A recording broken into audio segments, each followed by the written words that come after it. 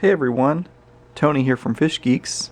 So today I'm bringing you the follow-up video to the first video I recorded about the 55 gallon. So that first video I talked about the tank with the angelfish and the rummy nose tetras and how it used to be a pretty heavily planted tank, but since I've been away from it, it had kind of fallen on hard times. So since that video I've been able to make some changes to the tank, kind of reform it a little bit and give it a little bit of a different look. The basis of the tank is still the same, but I was able to revive it a little bit and make it more visually appealing as well as better for the fish and plants, hopefully anyway. So I'm going to go through some of the changes that I made just to show you guys what I've done. And then if you guys have any ideas or other things you'd like to see to the tank, just let me know and I'll see what I can do, and I'll try to respond to you guys, and maybe I can make some more alterations to the tank before I leave. So the first thing you probably notice is the black sand. So I added about 20 pounds of black sand to the tank. Now I know over time the sand's probably going to sink down a little bit and mix with the substrate a little bit, but for now it gives it a nice visual look, and I think eventually it's going to help the plants out, it's going to help the plants stay root bound, and it'll help the catfish for a while too in terms of foraging and other fish as well. So the sand I think is a nice addition. I have another 5-pound bag left that I will probably add at some point too, but I'm going to wait for the sand to settle a little bit before I add that last bag. So I also bought a whole bunch of new plants. So the biggest plant there that you see right of center is a big Radican sword. I've always loved that sword plant, and I saw one, it was $7 at my local fish store, so I just had to have it.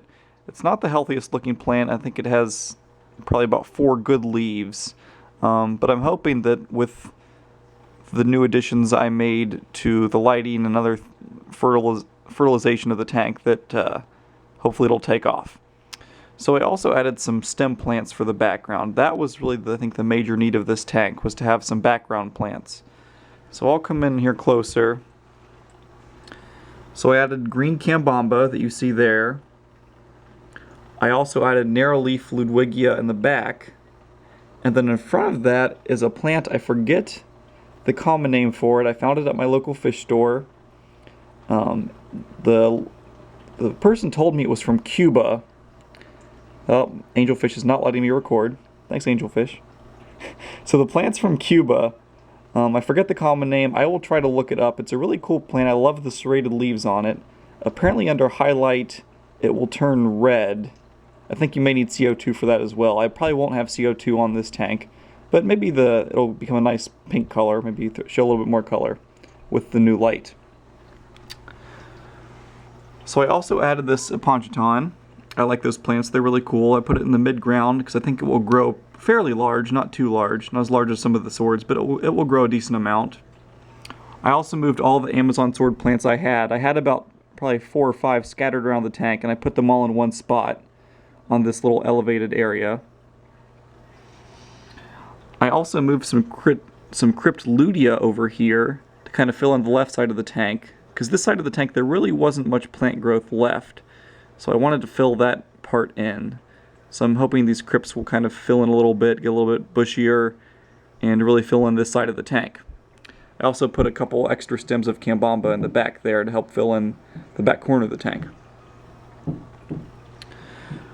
So in addition to that, I also dosed with fertilizer when I did a water change, and I also put in some Flourish root tabs. I'm hoping those root tabs will help the heavy root feeders like the sword plants and maybe even some of the stem plants grow better as time goes on.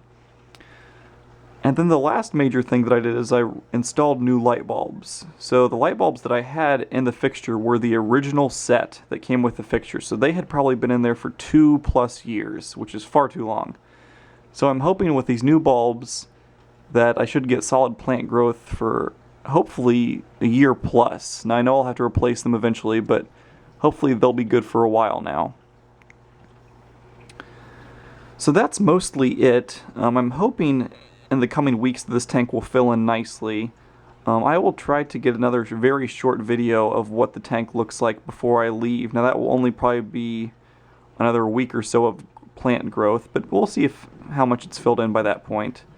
If you guys have any other suggestions or ideas, of what you'd like to see next, please let me know. Shoot me a comment in a video, and I'll try to bring that to you. I hope you guys enjoyed seeing this tank change a little bit. I enjoyed doing it. If you guys have tanks that you're just not sure what to do with, or want to kind of re-landscape it, just give it a try. I mean, you can always undo it. You can always take it back to what it was. But sometimes it's kind of neat just to kind of play around with your tank and the landscape and how things are set up. So I encourage you just give it a try. Keep your tank look fresh and enjoy it.